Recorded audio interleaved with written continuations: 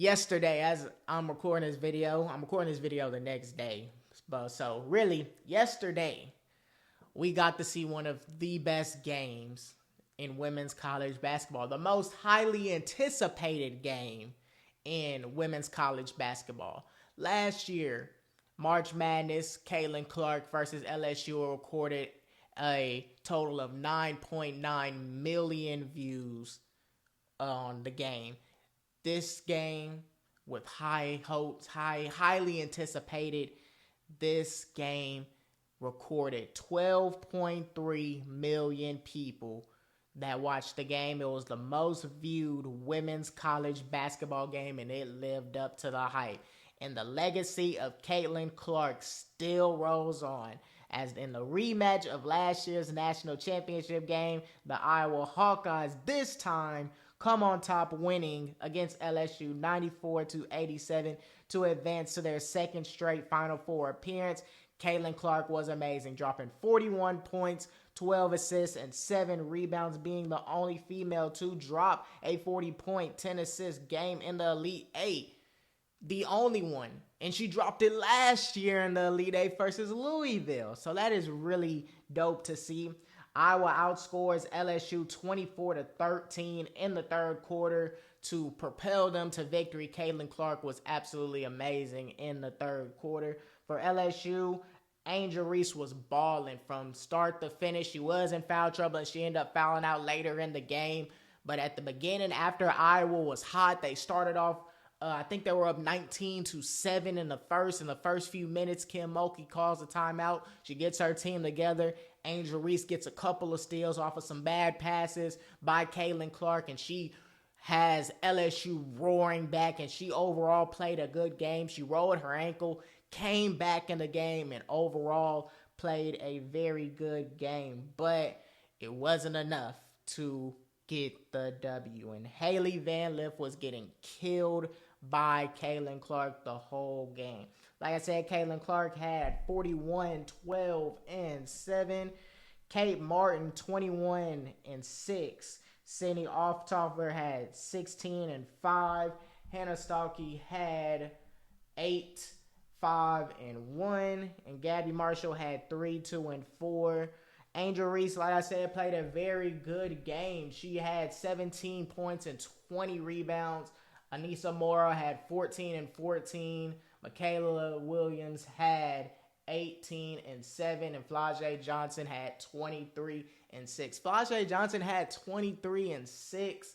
But that was probably one of the most quietest 20-point games that I have seen. Really, the X factor was Angel Reese. Angel Reese was the one, 17 and 20, that was really had her team, kept her team in the game. And personally, I felt as though LSU, in order for them to win the game, I already knew Angel Reese was going to get hers. Flau'jae Johnson was going to get hers. But they needed someone else to step up. And if Anissa Morrow didn't step up, if she didn't step up, then I felt as though the game would have been lopsided. We already knew Caitlyn Clark was going to do hers. But for Iowa's team, the X factor was, can Iowa's role players help support Caitlyn Clark? We knew Caitlyn Clark was going to get her 30 points easily because she runs that whole team. Caitlyn Clark is a one-man wrecking crew for the Iowa Hawkeyes. A one female, should I say, wrecking crew for the Iowa Hawkeyes. But she needed supporting cast. And if she got the supporting cast that she needed, then Iowa was going to come out with the W. And sure enough, Kate Martin got 21 points. Sydney Offtoffer had 16 points. Key buckets that propelled Iowa to win. Like in the past couple of games before the tournament, she didn't really have the support from her role players that she needed. Versus in the tournament, her role players, Sydney Offtoffer, Kate Martin, Gabby Marshall, they start playing better.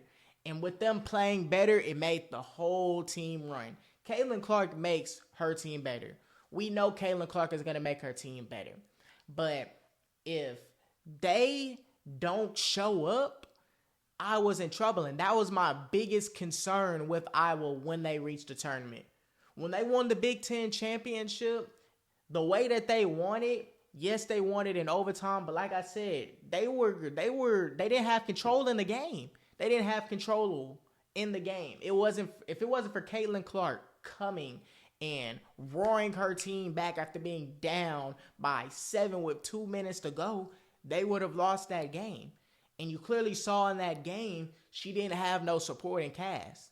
So coming in the tournament, I was a little bit concerned on, are people like Gabby Marshall, Kate Martin, Hannah Stuckey, all of these girls gonna come up and show?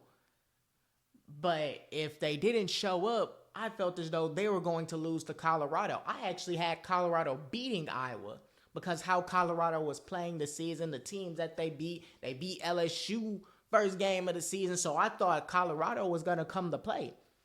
But just like we saw in that game and just like we saw in this game, Caitlyn Clark's role players stepped up. She had a supporting cast. And Caitlyn Clark in the third quarter, oh my god. Caitlyn Clark is literally what Steph Curry was doing in like 2018, 2017. When every move that Steph Curry was doing, if Steph Curry hit a crossover or if Steph Curry hit a behind the back, you already knew. Once he hit that move and got a little bit of space, you knew that when he put that shot up, oh, he was going to hit it. There was literally the one play where she hit Hailey Van Lith with a behind the back, a simple behind the back, and I'm watching the game and I'm like, oh yeah, she finna hit it. And she didn't even shoot the shot yet. She literally just hit a behind the back and then that's when she shot it. But before then, when she hit the behind the back, I was like, oh, she got it. She finna hit it. Boom, hit it. Then Hailey Van Lith getting cooked all across screens. Hailey Van Lith couldn't guard nobody. And my personal opinion, I feel as though what killed LSU is they made the wrong adjustment. They made the adjustment that they needed to make too late in the game. I get Flau'jae Johnson had 4 fouls and Flau'jae Johnson was in foul trouble. But you put Flau'jae Johnson on Caitlyn Clark to start off the game instead of putting 5'7" Hailey Van Lith on 6 foot Caitlyn Clark. We know that Caitlyn Clark is going to cook every single time. Every single time that Caitlyn Clark came down the court, she was going to cook. It was barbecue chicken all night and really in the third quarter. She coming off screens and hitting fadeaway threes. She crossing up Hailey Van Lith and shooting threes in her face. She's 5 inches taller than Hailey Van Lith. What do you expect, Kim Mulkey? That was the only thing I feel as though Kim Mulkey did wrong in the game. But when Iowa went up early, she called timeout and got her team together. This game was tied. The game was tied at halftime. Very good game. It was just that third quarter, Hailey Van Lith was getting her ass cooked every single possession. Every single possession. And that was the difference maker in the game. Hailey Van Lith not only got cooked on defense, but she didn't have a good offensive game either. Hailey Van Lith is not a point guard. Let me repeat that. Hailey Van Lith is not a point guard. When she transferred to LSU, it was already a mistake from day one. You've seen throughout the whole entire season, it's been inconsistent with Hailey Van Lith compared to when she was at Louisville. Her numbers have dropped significantly because the way Louisville played with Hailey Van Lith was a shooting guard. Versus now, when you put a score first guard as a point guard and you have to learn the role of being a point guard when you know that that's naturally not your position, it's going to be difficult for somebody to adjust. Especially when you have talent like LSU has with Angel Reese, who wants the ball, with Flau'jae Johnson, who wants the ball, with Malaysia Johnson, who's a freshman that wants the ball. Morrow wants the ball. You have girls other than Hailey Van Lith, that want the ball. It doesn't fit. So right then, you knew that Hailey Van Lith did not belong on the team. So if I was Hailey Van Lith personally, I would get out of LSU. You got to transfer. You can't go to the draft now because of the simple fact that This game and this season dropped your draft stock significantly. And girls got to be in college ball for 4 years. So right now your draft stock is went down. You can't play defense. You're not a point guard, and you went to a system to where they want you to play point guard and give the ball to Angel Reese and Flau'jae Johnson and let them work when that's not you. When you put a score first person, somebody that wants to score, their job mainly is to score. Then they get their teammates involved. I know what it was like because that's me. When I played basketball, that was me. I was a score first, pass second every single time. You got to go to a team to where that fits your skill set, but don't go to a team that they have all the talent. You lost to Caitlyn Clark in the Elite Eight and they advanced to the Final Four, and you see that LSU, they smacked Iowa last year, and you want to go where all the talent is. You can go where all the talent is if it fits how you play. But since LSU, when we saw it from day one, when you got there and we saw the first game, we saw clearly that is not how Hailey Van Lith is. Hailey Van Lith is not a point guard. She is strictly a shooting guard. She will be a good shooting guard. She is a good shooting guard. She was good at Louisville, but this season, it's not it. And Iowa exposed Hailey Van Lith every single possession from the moment the game started. From the moment that whistle was blown, Caitlyn Clark exposed Hailey Van Lith. So I personally feel as though Kim Mulkey, from the start of the game, you put Flau'jae Johnson on Caitlyn Clark, a better defender. When they did that at the end of the game, towards the end of the game, Caitlyn Clark ain't scored. Caitlyn Clark did not score. But the moment they put Hailey Van Lith the whole entire game and they kept doing picks and rolls, and Caitlyn Clark was just getting whatever she wanted. If Hailey Van Lith went under the screen, she's popping it in her face. If she goes over the screen, she's heading straight to the rim, passing it to Haley Stuckey or any other person outside, and they're hitting it. Kate Martin hitting it every time. That's what it was. That was the story of the whole entire game. It was the Caitlyn Clark show. This game was really good for women's college basketball. Very good for women's college basketball. I was literally looking at the highlights of it. No, matter of fact, I wasn't even looking at the highlights of that game. I was actually looking at the highlights for a whole nother game. And I saw that the highlights for LSU and Iowa got 1.4 million views in less than 24 hours. Less than 24 hours. So if it got that amount on the highlights, I could only imagine how much it was live. And literally 15 minutes before I started recording this podcast, it came out 12.3 million. This is good. This game had high stakes. It was really, what side are you going to be on? Are you going to be on the LSU side and they advance to the Final Four with the chance on going back-to-back with Angel Reese?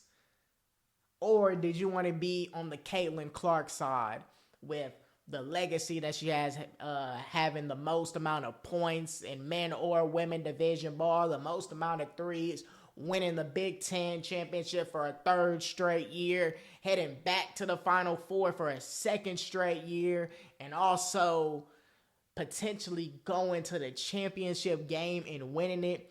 Like I said in the podcast a couple of weeks ago, I said that if Caitlyn Clark makes it, this will cap off an amazing career at Iowa.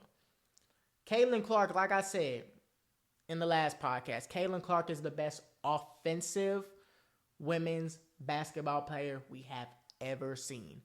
And it's not close. The way that she is going to change the game of women's college basketball is going to be something. It's going to be something. It's going to be crazy. You're going to want to see more women play like Caitlyn Clark. And she's not only going to change the women's game, but if she plays the way that she's playing in college professionally, she's going to change women's WNBA. She's going to change the WNBA because people want to see Caitlyn Clark play. So if people want to see Caitlyn Clark play, number one, that's going to bring the money that the WNBA always needed. She's going to bring the revenue. So it's not only going to help her, it's going to help all of the women basketball players currently playing. You see Brittany Griner out here playing overseas. They want to make more money. The WNBA isn't making money that they need to be making. They're not making enough. But if you bring somebody like Caitlyn Clark, who is a generational talent, this girl is a generational talent. No question about it. And if she can continue this hot run in the WNBA, she can already be the best WNBA player if she continues what she's doing. But she's going to change the game, not only with her play, but how WNBA players get money.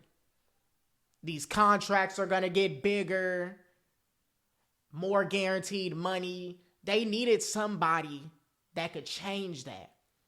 We all knew that the WNBA, that they should get more money than what they have right now. Not saying that they should get the same as NBA players, but they should be getting more money than what they're getting right now. But nobody is watching it. But the reason why nobody isn't watching it is because of the simple fact they don't have a generational talent like somebody like Caitlyn Clark in this era. Versus in the NBA, you have Jordan, Kareem, Wilt, Bill Russell, LeBron. Now in this new generation coming up, you have Victor Wembanyama, who's a generational talent already, and he's doing big things. Luka, Ja Morant, all of these guys, Kevin Durant, all of these guys. There's too many great talents in the NBA. Not saying that there's no talent in the WNBA. There are so many good players in the WNBA. But what I'm saying is, for a fan, a casual fan, they're going to take it as isn't nothing that there's it's not catching enough attention. It's not catching their eye like the NBA is. Not saying that the WNBA don't have talented players. I don't want y'all to get that. I don't want y'all to take as though that is what I'm saying. They have all the talent. These are some great NBA players, some great basketball players. But they're just not going to get the recognition. But if you bring somebody like Caitlyn Clark, who to a casual watcher, if they just look at Caitlyn Clark and see what she's doing in college, guess who they think of? Steph Curry. They want to see somebody like Caitlyn Clark. They want to see somebody like Steph Curry translate to women's basketball. So now since they see Caitlyn Clark, who plays like an NBA player, they're going to want to see her succeed in the WNBA. So more eyes are going to come to the WNBA. And then that's when they're going to realize, oh, there's more talent than just Caitlyn Clark. We come to look at Caitlyn Clark, but we can't overlook the talent that the WNBA has. And that's what's going to catch the viewers. And that's where the money is going to come. Caitlyn Clark is going to bring attention for herself, but she's also going to bring it for all of the WNBA players. She just is. So it's great that we're having a talent like her. Something that we probably will never see come to the WNBA. But going back to the LSU and Iowa game, Hailey Van Lith, like I said, she has to transfer. She has to get up out of there. Where she'll go, I don't know. But Hailey Van Lith does not fit at all. Flau'jae Johnson, she had 23, but it was a quiet 23. She was in foul trouble too much. So it didn't feel as though like Flau'jae Johnson had the most amount of points on the team. It just felt as though Angel Reese was there and she was doing everything that she possibly could to win the game. And Anissa Morrow, she needs to step up just a little bit more to give LSU a better chance on winning. If she had 18 points or 20 points, because she had 14, she had a double-double. I personally felt as though she was the X factor. If she could get to that 20 mark, oh yeah, that would have been enough to LSU, and they would have won that game. They would have won that game. Personally, I didn't think that Iowa was going to win this game, but this game proved a lot. It proved not only that Caitlyn Clark is just a generational talent, but the role players can actually step up to the test when it mattered most. You saw it against Colorado, and you see it here against the defending national champions. So this game was top tier. Top tier for just a casual watcher that has never looked at the WNBA, and they just, not the WNBA, that looks at women's college basketball, and they just hear about Angel Reese and they hear about Caitlyn Clark, but they've never looked at college ball, and they just decide to look at this game. You were in for a treat. You were in for a treat. You wasn't let down at all. You can't tell me that you watched this game and was let down. You wasn't. This was a very good game from start to finish. It was tied. No, let's backtrack. Iowa was up early. LSU comes roaring back. It was tied at halftime. The Stars are playing good. Iowa goes on a big third quarter to basically propel them to victory. But in the fourth quarter, LSU tried coming back. So it was good throughout the whole entire game. It wasn't no blowout or none of that. So this was good, not only for us casual fans, but for Caitlyn Clark and her legacy. And like I said in the last podcast episode, if Caitlyn Clark can somehow, some way propel this team to a national championship and win it, this will cap off one of the best college basketball seasons for an individual, men or women. Caitlyn Clark is that girl. So you gotta just appreciate what you're looking at. And if you haven't looked at Caitlyn Clark, if this was your first game that you looked at, go back and look at Caitlyn Clark highlights. Go back and look at Caitlyn Clark games. It's not like she just started this. She's been doing this. And Caitlyn Clark has just been on a tear ever since she has been recognized. So, good win for Iowa. And they will be playing the team that I will be talking about next.